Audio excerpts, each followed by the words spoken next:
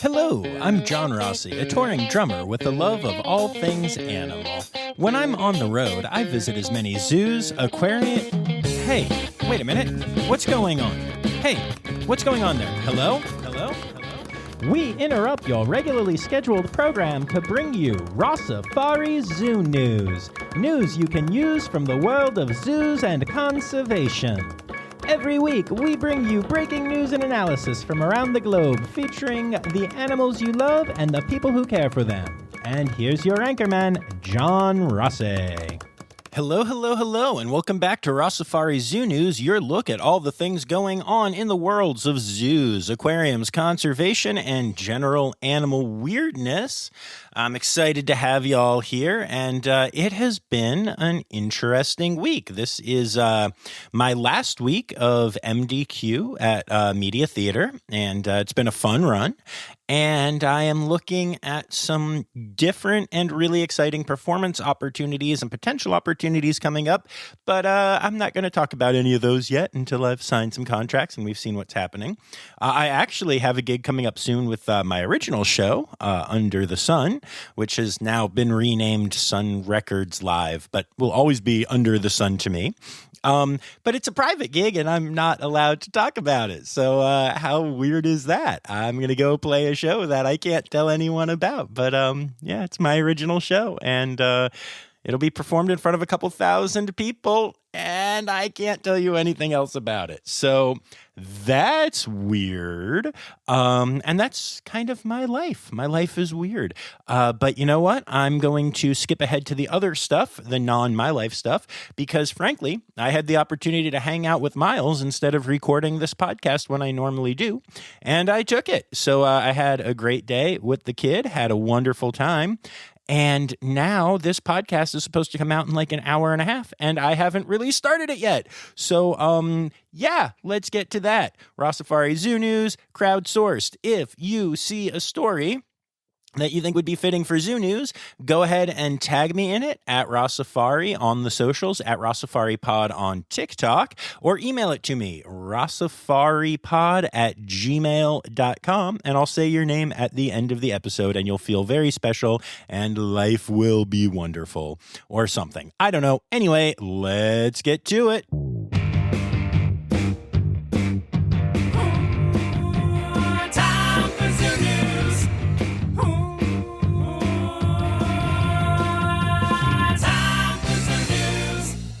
All right, y'all. So I'm going to warn you, the first couple stories here are not the most positive, but we will get to positive stories, including the fact that, you know how I normally do the births and deaths part?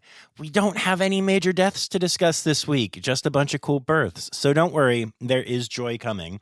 But for now, I don't know if you've heard about this, but the world is on fire figuratively, and Canada is actually literally on fire, and it is spreading like ash and smoke all through the north and east of the United States.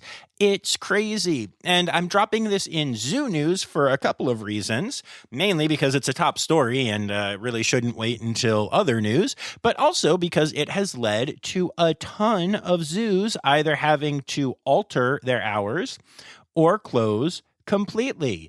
Zoos as far apart as the Buffalo Zoo, the Philly Zoo, Ross Park Zoo, the National Zoo have all had to close early or shut down for the day because of wildfires that are happening in Canada. And the wind is blowing it down to the United States.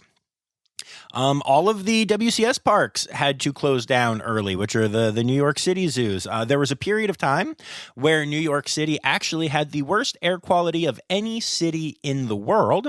And then the day after that, today, Thursday, the 8th, the day that I'm recording this, Philadelphia took the crown from New York and had the worst air quality in the world. So lucky us? Question mark. But you know, I bring this up not just because it's kind of really interesting, not just because it affected a ton of zoos, but also because this is something that I think people sometimes fail to understand.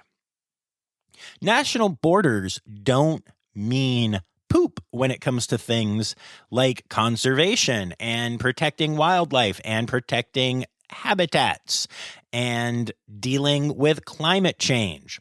Like, these are all global problems. And I have to tell you that the issue that Canada is facing right now is a climate change problem. This is affecting the forestry in Canada is drier than usual because of climate change, which makes it burn at an exceptional rate. Lightning strikes from storms have been increasing in frequency, which leads to a higher number of wildfires. And there's also more windy weather in Canada that will fan the flames further.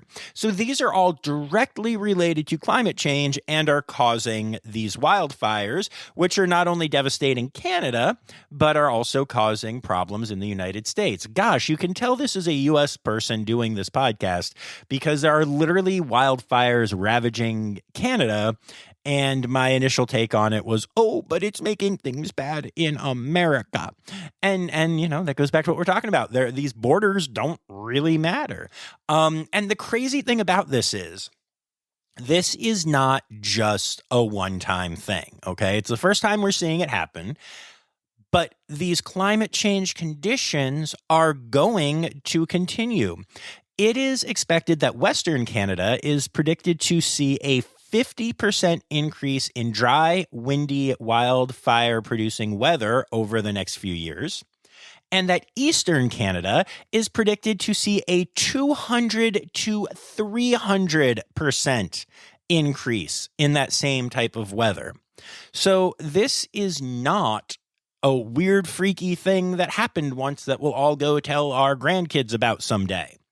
Unless things improve, this is going to be a major problem that we continue to have. We will have wildfires in Canada. We have wildfires in California. And all of this leads to all kinds of major problems and also zoos closing, which is why it's in zoo news. I know, that's tenuous at best. But it is something that is really worth understanding and really is important to deal with and to change. And I still see climate change deniers denying that this is a thing, and it boggles my mind. If you're one of those people, you're wrong. Sorry, science disagrees with you. And also, the friggin' smoke that I was inhaling while on stage in Philadelphia because Canada is burning disagrees with you. I'm guessing most of my podcast audience is very aware of the fact that that is the case. But I just wanted to share that with all of you and how it's affecting zoos, but also just really matters outside of that. And speaking of devastating news, and also speaking of non-U.S. centric news, there is some really sad news out of Ukraine. There's an area in Ukraine that is currently occupied by Russian forces known as Nova Kakhovka. And there was a zoo that was in this area. And Russian invaders chose to blow up the Kakhovka Dam in the area, which completely flooded the zoo and the area around it.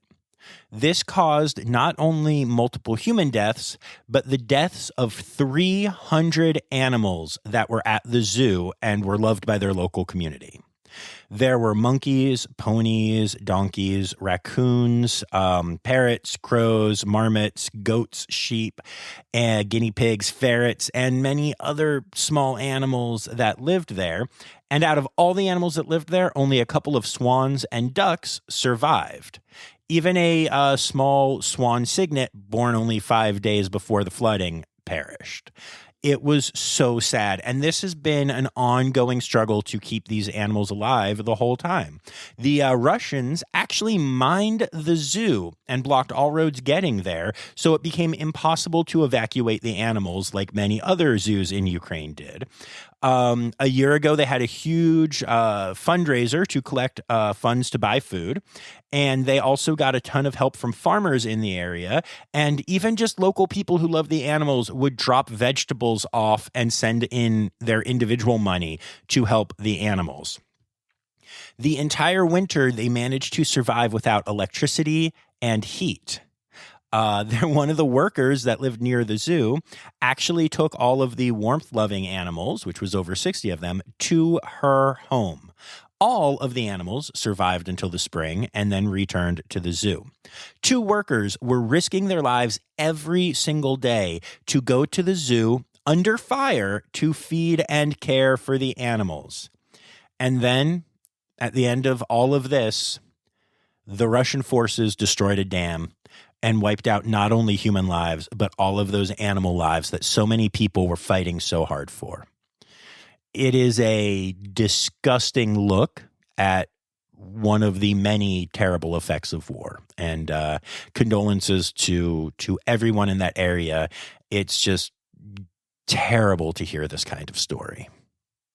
All right, I'm going to hit y'all with one more rough story, and then we're going to get to a good one, I promise. But this one's also really important, so we got to put it at the top here. On Sunday night, there was a fire at Metro Richmond Zoo. I'm going to come out and say right at the top of this, even though the fire caused a lot of problems, it could have been way worse. And it's also worth mentioning that the community, both in the Metro Richmond area and also online, has just been giving a huge outpouring of love, which I am so happy to see and is so important. The fire broke out around 9:50 p.m., and it started in the zoo's workshop area and spread to the animal hospital, feed storage room, and zookeeper service area. The really amazing news is that, first of all, none of those are animal areas except for the vet hospital. And there were 10 total animals in the buildings that caught on fire, and 9 were rescued and are currently doing well. One meerkat who was receiving care in the animal hospital did pass away, and that is terrible. But given that it was a multi-building fire, it's actually really incredible news that they only lost 1 animal. That's really cool. The damage to the buildings is significant. The buildings will have to be completely demolished and completely rebuilt. And they were really important areas. So they've also lost all kinds of vet equipment like x-ray and anesthesia machines. And just, yeah, there's all kinds of stuff. As a matter of fact, even 6 of the golf carts that the staff used were reduced to nothing more than metal frames. And the staff also lost many personal belongings that were left in the break room. So this is really a tough time for Metro Richmond Zoo. And if you go to their social media, you can find many ways that you could help out. Donations, not only of money, but they're looking for certain things to help rebuild and to restock those areas. But yeah, I'm just so grateful that all the humans and all the animals but one were okay. It's amazing that the staff and firefighters were able to get this blaze under control and take care of so many animals. They are absolute heroes. All right. Enough tough news for now. We've got some really cool news from our friends at the Cincinnati Zoo, and specifically their crew team, which you've heard some of on the podcast. That is the Center for Conservation and Research of Endangered Wildlife. And crew teamed up with Massachusetts General Hospital and Hore Gene Therapy Center to publish a really cool study that could change the lives of so many domestic cats. I know that's not what you were expecting to hear, but this is awesome. You see, crew scientists have officially come up with and had positive testing of a non-surgical contraceptive alternative for cats. What this means is that there's a very good chance that we could humanely reduce free-roaming cat populations and eliminate shelter euthanasia of many healthy cats. You see, it is estimated that there are between 30 and 80 million free roaming cats in the United States. And many of those cats get taken into shelters where they're not rescued and then have to be euthanized even though they're healthy. But these cats also cause all kinds of problems to bird populations. And I mean, literally, they are an invasive species when you think about it. It's weird to think about, like, you know, oh, little kitty as an invasive species, but that's exactly what they are. So think of any effects of an invasive species, and that's what these cat populations do. Unfortunately, up until now, there has been no type of contraceptive that is capable of producing permanent sterilization in companion animals. And so instead, the cats need to be surgically spayed, which is expensive, time-consuming, and takes, like, you know, recovery and drugs and all kinds of stuff, which is a hard thing to do for possibly 80 million cats that can't pay. And it also requires, like, trapping the animals and stuff. It's really an issue. So 6 female cats at Crew were treated with gene therapy. And it seems to have worked. They are all sterile. None of them have had any side effects. And this is something that is really easy to do. This is actually really cool. When I was at Crew with Dr. Curry, who, if you haven't heard her episode yet, Dr. Erin Curry, it's amazing. You need to go back and listen to it. But I got to see these cats that they were doing these trials on. And I mean, they're just cats, but it was really, really, really cool just to see them and know that they might be the future of this. And now they became the future of this.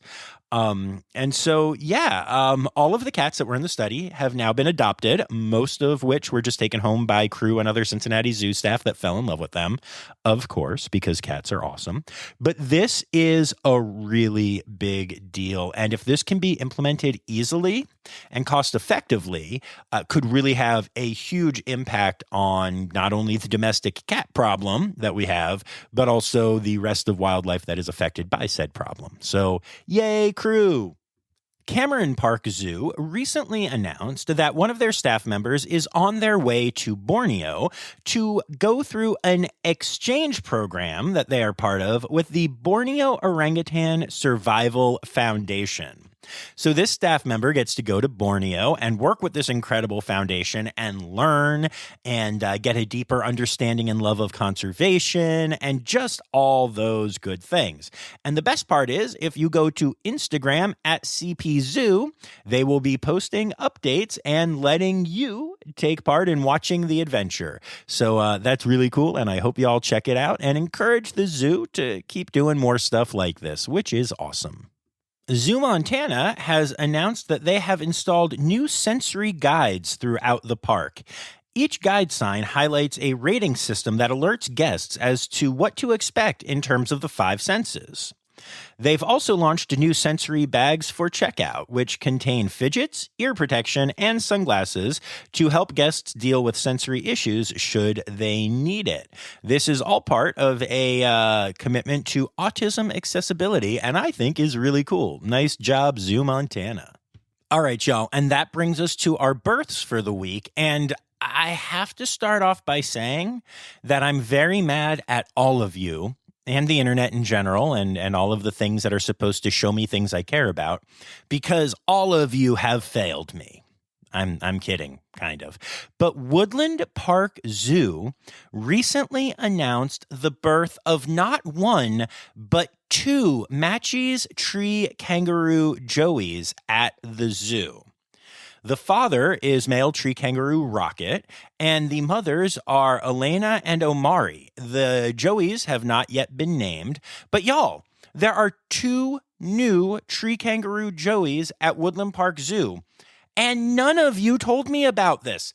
This was something that I stumbled upon on my own. How did none of the algorithms tell me that? How did none of you tell me that? I'm brokenhearted. No, I'm kidding. But what I really am is really excited because, as y'all know, well, first of all, I love Matchie's tree kangaroos, but then on top of that, there just aren't a whole lot born every year. So 2 born at one facility is an amazing achievement. Go Rocket. All right. But yeah, I just, Oh, it just makes me so happy. Tree kangaroo joeys are the best. Actually, today, the day that I'm recording this, it's 1 year ago that I finally made it to the Bronx Zoo to see the joey that was there at the time. And since then, y'all know that I've gotten to hang out with Paya, the joey up at Roger Williams Park Zoo, and life is good and tree kangaroos are good. So yay, tree kanglets. That one just doesn't work as well, but that's okay. Speaking of babies, the Jacksonville Zoo just announced that for the first time in 10 years, they have welcomed a baby jaguar, a jaglet. Now that one works. So the cub is not making its public debut yet, but it is doing very well. And actually, if you go to the Lost Temple area of the Jacksonville Zoo, which by the way is an incredible area of an incredible zoo, you can actually see video of mom and baby in their behind the scenes dens, which I think is just really adorable. The Milwaukee County Zoo has announced that they have a female Bactrian camel calf there, or as I would say, of course, a camlet, which I really like and rhymes with Hamlet. So this is actually the fourth calf born to the parents, AJ and Stan, and it is the first time that they've had a female calf there. So that is very exciting for them and for all of the guests there. The Zoos Victoria in Australia has announced that at their Werribee Open Range Zoo, Lioness Nilo has welcomed a litter of lilets. Rhymes with violets. Okay, they're lion cubs. But they are doing really well. They are also behind the scenes, probably will be for the first 8 weeks of their lives before they start to head out. But it's always exciting to see when lilets are born. Yeah, I know, I just can't help myself, y'all. I apologize. No, I don't. And actually, our next birth is from our friends at the Greensboro Science Center, who have been just doing an amazing work with the whole having babies thing. That's a weird way to put that. But yeah, they've had some really cool births lately. So we've talked about the bintlets, which, by the way, if you are listening to this today, the day it came out, Friday, June 9th, then their names will be announced at noon. The naming contest happened in between Zoo Newses, so I didn't get to talk about it on here. But I want to thank all of my fans who have been voting for the names that I requested. There is a reason behind it, and I think we're going to get it. I know a lot of you told me you reached out, so hopefully the Rossifari bump does its work, and the bintlets are named. But now, the Greensboro Science Center has announced the birth of Kiwi, a white-blotched river ray pup. Raylet? It's really cute. It's really small. And y'all, I actually got to see Kiwi when I was there visiting the bintlets and seeing the pygmy hippo as well. So I can't quite handle all of the new cuteness at Greensboro or the fact that I've actually gotten to see all of the new cuteness at Greensboro. But if you are able to get to Greensboro Science Center, I highly recommend it. They're a great facility. You're going to hear a lot more about them on the pod soon. And there are just some real cute babies at that facility right now. The North Carolina Zoo has announced the birth of not one, not two, but 3 sand kittens. Sand catlets? Okay, I guess we could keep kittens. I highly recommend you go to @NC Zoo or the North Carolina Zoo Facebook page and look at the ridiculous cuteness of these faces. The Caldwell Zoo in Tyler, Texas has welcomed a new litter of cheatlets, cheetah cubs. They're really cute, and I just love this. Their parents are named Orchid and Flap. Flap is such a great cheetah name. I love it so much. Anyway, this is a first-time mother, and so far the cheetahs seem to be doing well, but the zoo has said they're monitoring closely and will pull in hand rear if necessary because first-time cheetah moms often aren't great at it, but so far so good. So yay, Caldwell Zoo. The Louisville Zoo has announced that Patrice, their Barbaroussa, gave birth to a piglet, and Barbaroussa piglets, or boblets as I like to call them because I'm weird, are really adorable. Highly recommend you go to @Louisville Zoo Official. And yeah, I know it's Louisville, but I said Louisville, so you know how to type it. And check out the picture of this adorable little nugget, which they call a little baked bean. And they're not wrong. That's kind of what it looks like. Really cute, really awesome. And congrats to the Louisville Zoo. Or, as I always like to say, they should just call it Zooville. But they don't listen to me. And then last but not least for births this week, the Maryland Zoo has welcomed a new calf to its Sitatunga herd, which I actually got to see at the zoo when I was there recently. It's really cute. They are really adorable. And I just need to point this out. Of all of the animals that I have added lit to at the end because of the silly Bintlet thing, Sitlet might be my favorite. So yay, Maryland Zoo, and yay, Sitlets. And speaking of babies, we already announced last week that there is a new baby gorilla at Smithsonian's National Zoo. Well, they have been able to sex said gorilla, and they now know that it is a baby girl.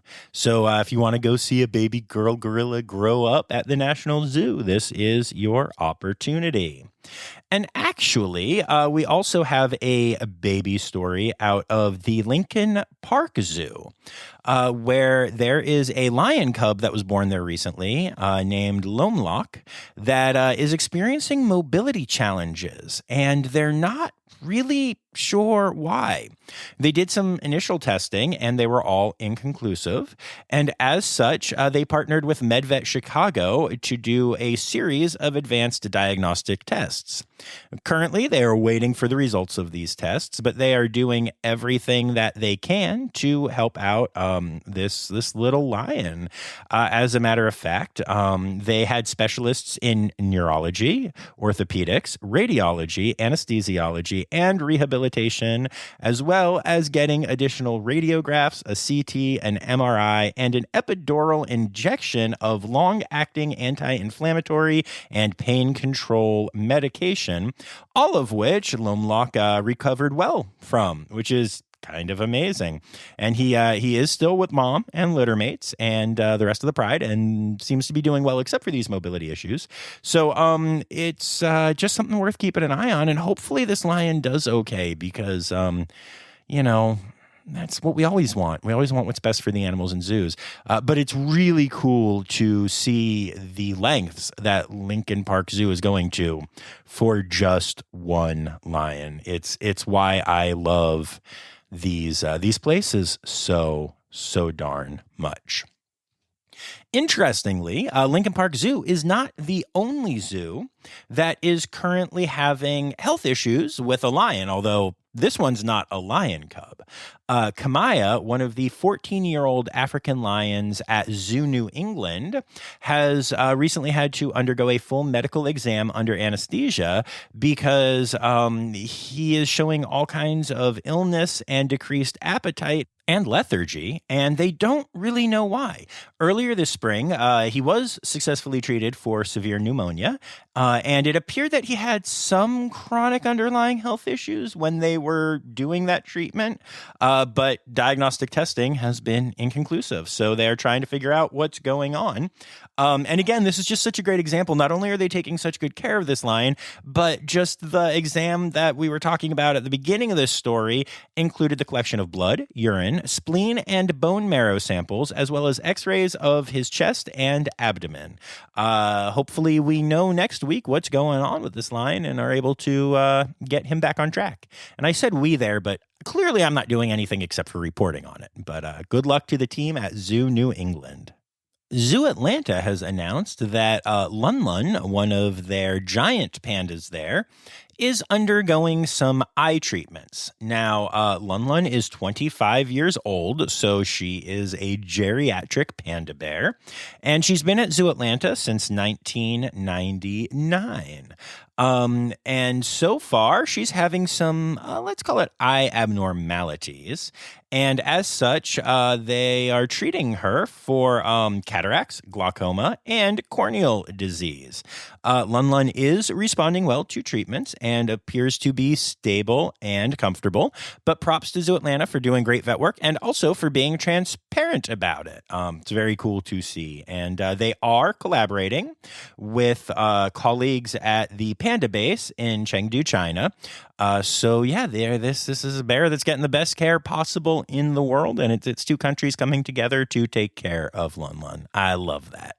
And last but not least for zoo news this week, there is a crocodile, a Nile crocodile, that lives at a zoo in Costa Rica that has impregnated herself in a virgin birth scenario, also known as parthenogenesis. And this is the first time that this has ever been seen in a crocodile, which is really cool. So, there's obviously not a male there. So they know that she wasn't able to get pregnant. But also, the fetus is 99.9% genetically identical to the mother. Now, in case you're wondering how it's possible that in 2023, a crocodile is learning how to do this when they are a wildly old species, the truth is that it's very likely that crocodiles have been able to reproduce through parthenogenesis for a long time, and that there are cases of it happening, but that it's never been searched for in crocodiles, and they're not a super well-researched species, so we just didn't know that this was a thing. But either way, it's a very cool thing. It also feels a little end-timey with everything else going on right now, but probably not. Probably this is just a thing that crocodiles can do, and now we know it because of zoos. Yay. Stereotypical animal podcast theme song. Here to bring you to conservation news. Okay, so this is a bleak story, but it's also kind of fascinating. We keep discovering species of animals and plants that are extinct. Now, how is that possible? Well, it turns out that many museums and botanical gardens and other things like that have just a really big backlog of stuff that they collected and that went into their collections and then was never really analyzed or looked at. And now more and more scientists are going into those collections and analyzing and looking at those things. And guess what? They're finding that there are all kinds of species of animals and plants, and, different kinds of bees and insects, all kinds of stuff that existed kind of during modern times and were collected, but no longer exist. By the time we got to even examining these collections, they had already gone extinct. And this is not only just kind of fascinating, but it's really worth noting because, we talk about the number of species that are going extinct, and there are all kinds of stats thrown around, like a species goes extinct every day and stuff like that. And there are people who are saying that we are in a period of a great mass extinction. And it turns out that those stats might actually be worse than we know, because for us to know that a species has gone extinct, we have to know that it existed. And that's even ignoring the idea of the fact that maybe we didn't understand how different species were different from each other. Okay, I didn't explain that really well, but I'm going to.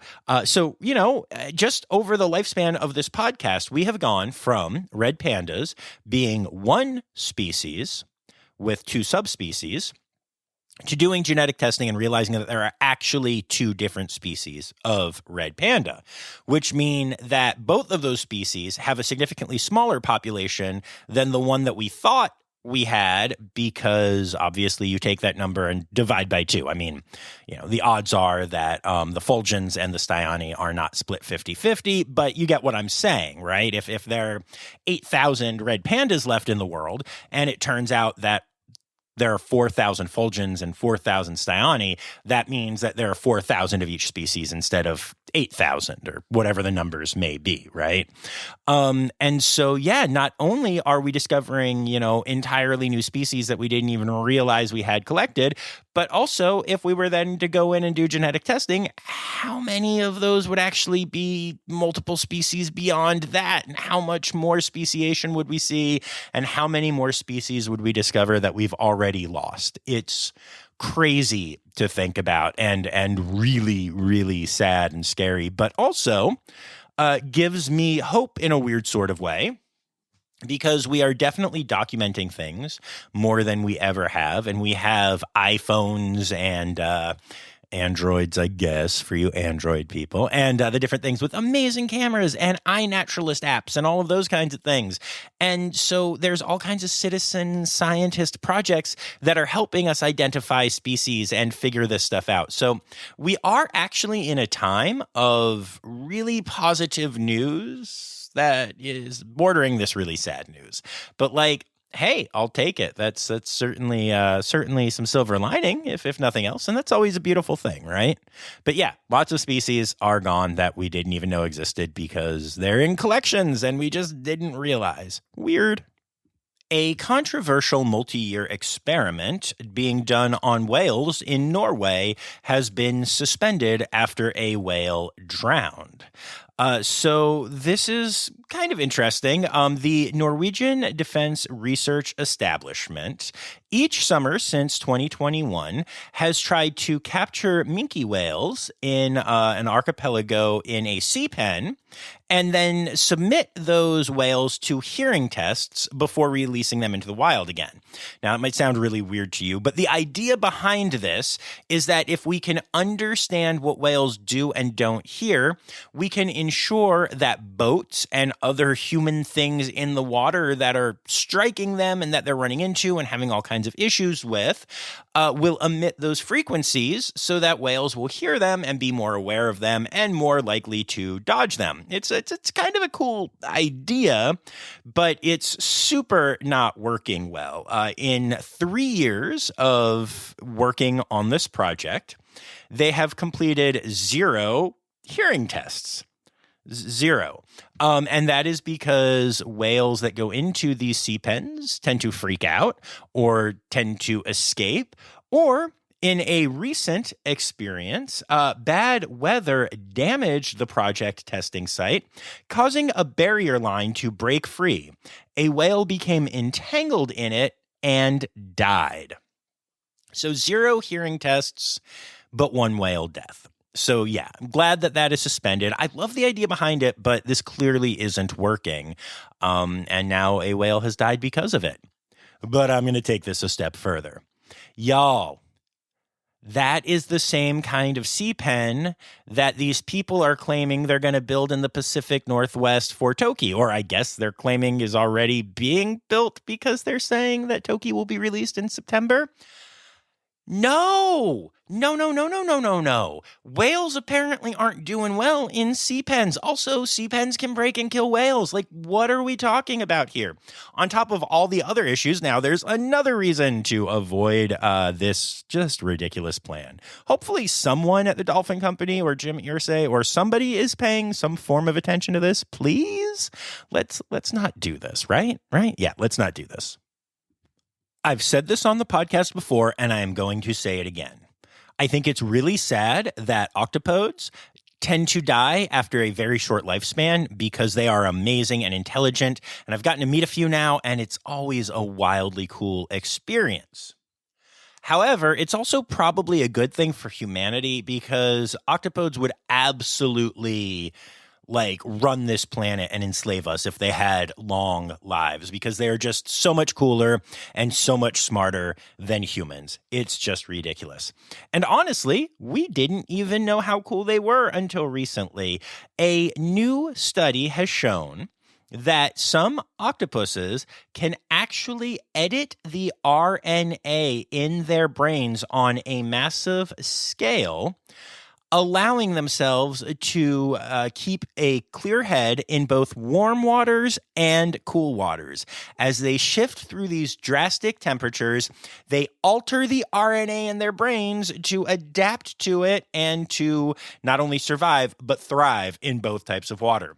That is insane. They are aliens. I know they're not literally aliens, but they are aliens. And I just want to say officially that I welcome our octopus overlords, and I humbly submit myself as your servants, because this is just the latest in the insane number of cool things that this species does, or well, this group of species, better than like anything ever. Octopodes are amazing. Octopuses are the coolest. They are just wow. Just wow, y'all. And last but not least in conservation news, a wild wolverine has been spotted in California for the first time in a century. So that's really awesome, and hopefully is a sign that there are some other wild wolverines out there. And no, I'm not talking about the Marvel Comics character. Yes, I know he's coming back for Deadpool 3, and I'm very excited. But we're talking about the actual animal wolverines, which, by the way, if you've never seen them walk, they lope. They like really lope. It's really adorable. I highly recommend that you check it out. And I guess that means that if they were going to go get married, they might lope to elope. Boy, I don't know. I guess wolverines can't elope. No, wait, that's a fruit. Anyway.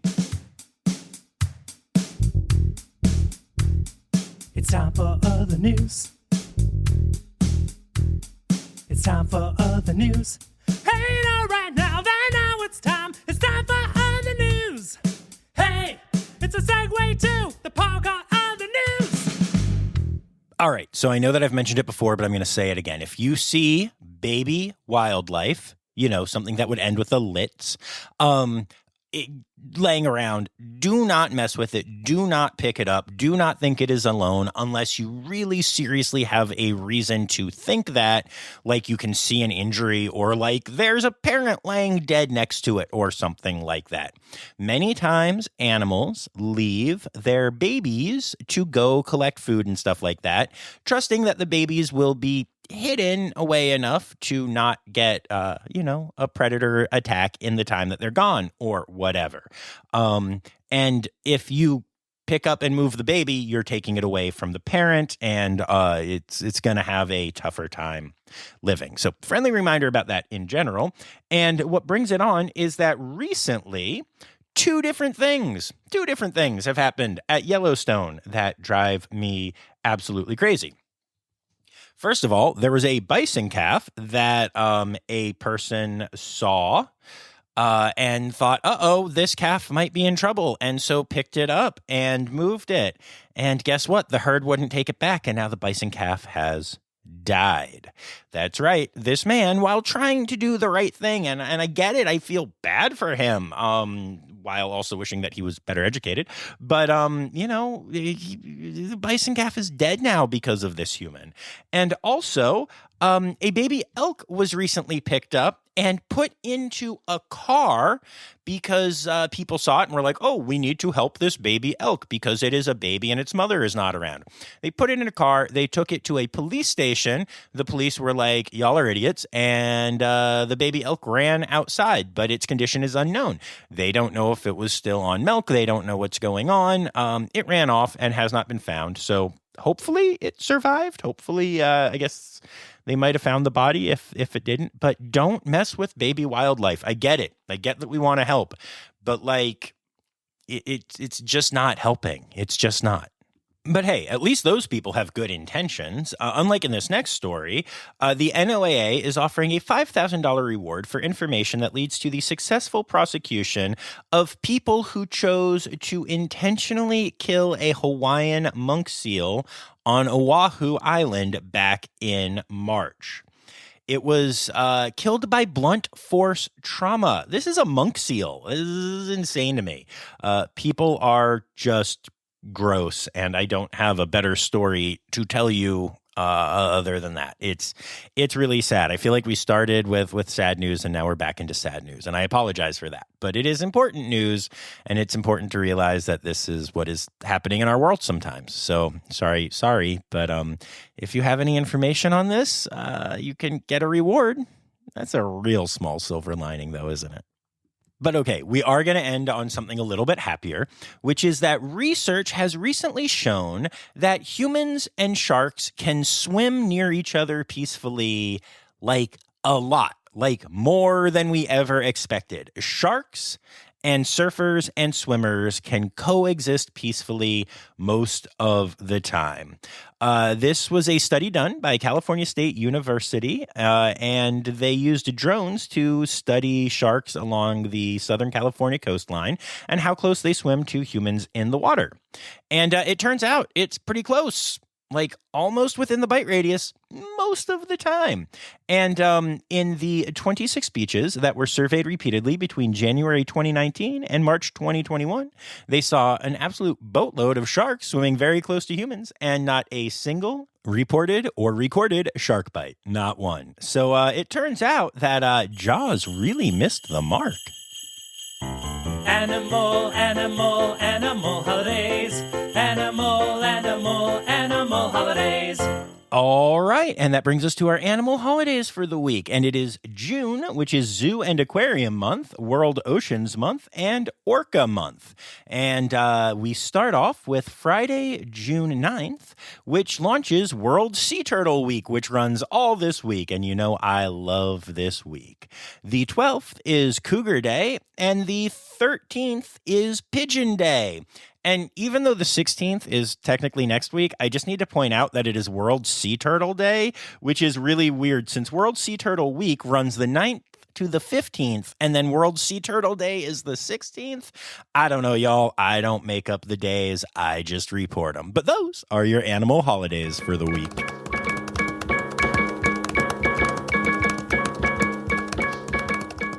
All right, and there you have it, folks. Another week of Rossifari Zoo News is recorded and going to be released on time, even though, boy, oh boy, did I start this one late. So yay, go team. I would like to say thank you to my Red Panda level patrons, Laura Schenk, Kristen Dickey, and Stephen Williamson. And in fact, to all of my patrons, y'all rock. Don't forget that you can support the podcast for as little as $3 a month by going to patreon.com/Rossifari. And I'd also like to thank everyone who contributed stories to this week's episode of Zoo News. Anya Keene, Colleen Lenahan, Kim Cooley, Carrie Kirkpatrick, Kevin Williams, Laura Schenk, Jay Meredith, Becca Robinson, Mary Blair, Marianne Rossi, Sam Evans, Emily Rockbuck, Mark Hansen, Ken Tryon, not Tyrion. Sorry I did that the first time, Ken. Stephen Williamson, and Liz Dunlevy. And remember, friends, the words newsy credits backwards are Steiderk Yiswen. The Rossifari podcast is produced, hosted, and engineered by John Rossi. Editing and fact-checking by John and Dr. Zoe Rossi. Our theme song is Sevens by Nathan Burke, performed by Nathan and John. Interrupting John theme and additional voices by Taylor Isaac Gray. You can reach John directly on Instagram and Facebook at Rossifari or by email at rossifaripod@gmail.com. Rossifari is part of the Daydreamer Media Network. Now, stop listening to me and go visit a zoo.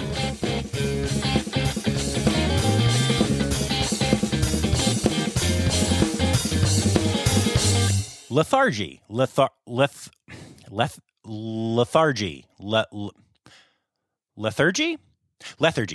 Lethargy.